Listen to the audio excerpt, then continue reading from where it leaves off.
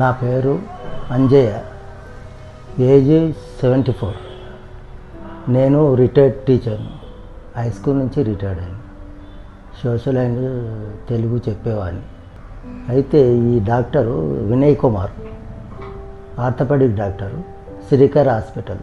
ఈ మోకాలు ట్రీట్మెంట్ అంతకన్నా ముందు చాలా ఆయుర్వేదిక్ మందులు కానీ లేకపోతే వేరే రకరకాలైనటువంటి మందుల డాక్టర్ దగ్గర పోయి కూడా మందులు తీసుకున్నా. అప్పటి వరకు నాకు తగ్గలేదు ఈ మోకాళ్ళ నొప్పులు. తర్వాత 2019 నుంచి 22 వరకు ఈ ట్రీట్మెంట్ వినయ్ కుమార్ సార్ దగ్గరనే తీసుకున్నాను నేను. 2022 అక్టోబర్ 28 నాడు ఫస్ట్ ఆపరేషన్ జరిగింది. మోకాలు కుడికాలు ఆపరేషన్ అయింది.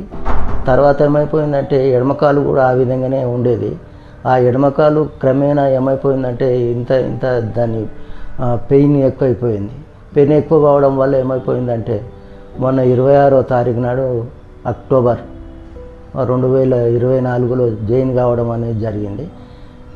తర్వాత వినయ్ కుమార్ సార్ యొక్క ఆర్థోపెడిక్ డాక్టర్ తోటి ఆధ్వర్యమున నా యొక్క మోకాల ఆపరేషన్ జరిగింది.